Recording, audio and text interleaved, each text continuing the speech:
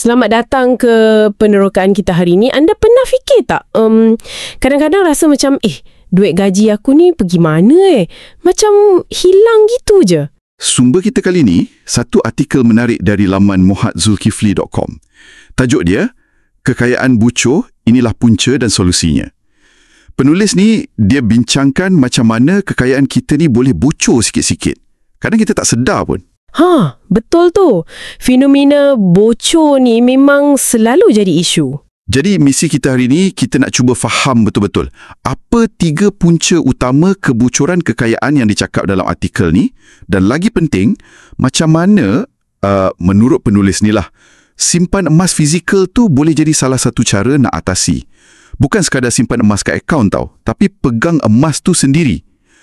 Jom kita tengok pandangan dia ni. Apa yang saya rasa menarik kat sini, macam yang awak sebut tadi, penekanan dia tu kuat betul pada emas fizikal. Maksudnya emas yang kita boleh pegang, boleh rasa, bukan yang dalam sistem digital je. Dia kata kalau nak untung jual beli harga semata-mata, mungkin aset lain lagi bagus kot. Tapi emas fizikal ni fungsinya lain sikit. Dia macam benteng kekayaan kita. Okey, menarik tu. Jom kita tengok punca pertama kebocoran yang dia sebut. Yang ni macam kena kat batang hidung sendiri sikit lah. Dia kata punca tu datang dari kita sendiri. Sikap boros. Belanja. Yang ni common lah kan? Memang common. Tapi artikel tu bagi contoh, ramai orang kerja dah bertahun-tahun. Tapi simpanan kecemasan pun tak ada. Kan, simpanan untuk 3 bulan gaji pun kadang-kadang susah nak cukup. Macam mana tu? Ini satu poin penting lah dari penulis ni.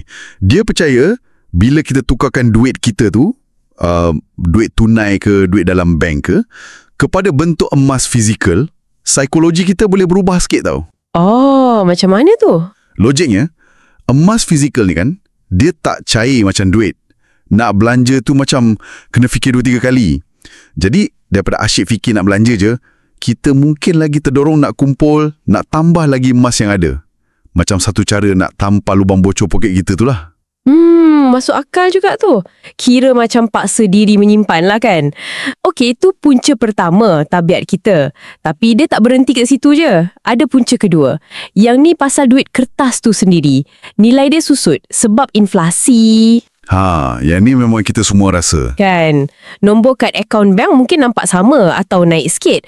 Tapi barang yang kita boleh beli, makin sikit. Kuasa beli tu dah lain. Betul. Penulis bagi contoh spesifik lagi Kejatuhan ringgit tahun 1997 jatuh 50% setahun tu. Gila kan?